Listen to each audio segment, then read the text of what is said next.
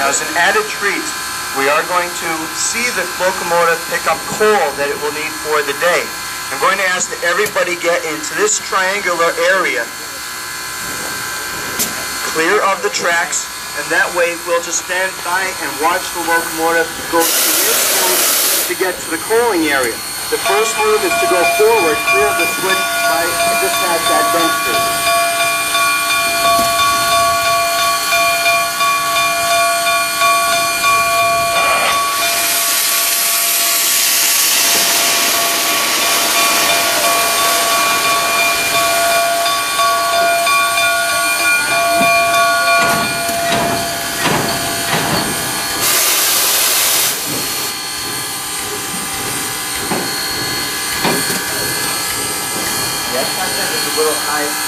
Yesterday, the locomotive was standing still the entire day while they were raising the fire. I'm not too sure how much coal it took to start the fire or bring it up, but it took about 5 hours for this locomotive to get up to the point where they could make it run. The unfortunate thing is 5 hours after they start the fire, the workday is nearly done, so the locomotive has nowhere to go.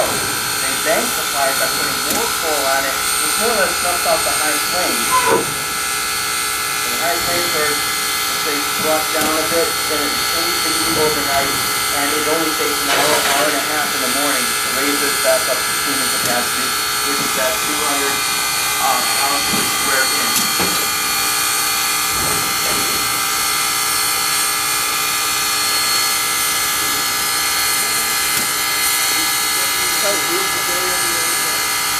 So, any day firing it up. Once you start going up to about a month.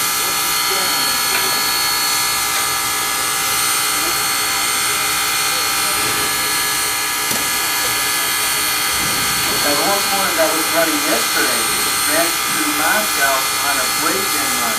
That probably won't have nearly as much coal, probably as much ash coming out of the smoke, the ash can hopper, mainly because they found that as they are throwing the coal onto the firebox, it instantly ignites and comes out of the smokestack. It doesn't really have much chance to form as much ash as quickly.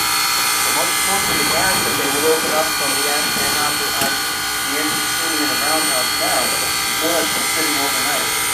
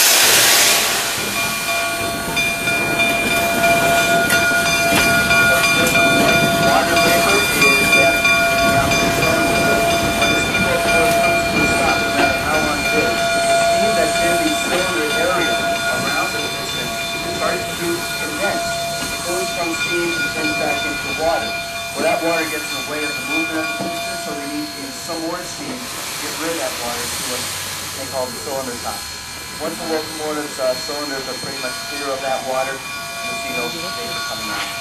The next move is to back up, and they're going to go to the switch by the Technology Museum. Where you see that, say, upstairs porch at the back of the building, that's roughly where they have to change direction. When the locomotive has to be high enough or on the other side of it, you will then start following it out to the controlling area.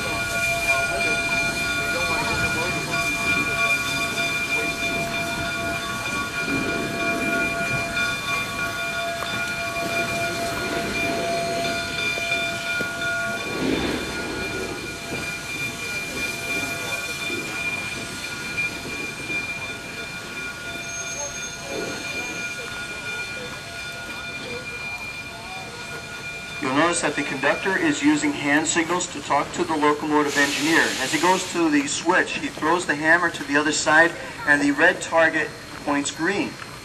Now, green doesn't necessarily mean go any more than red means stop, but it does tell them from a distance if the track is aligned for where they need to go. The next move for the locomotive, once he puts his headlight on, is to go forward, and when it clears this area where I'm standing, we will follow it out to the coaling area, which isn't too far away. If you see that break in the trees in the far end of the yard, that's where the coal is. And don't worry, they still have a few more zigzag moves, so we don't need to run through the yard. We can still catch up with it and get ahead of it, because I know where it's going.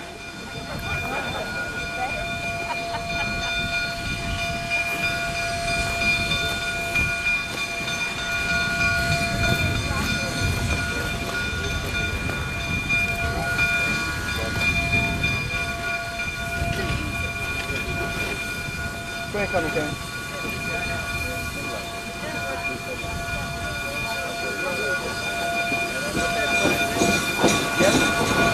Yeah, we do about 20 nights that night. I'll tell you later.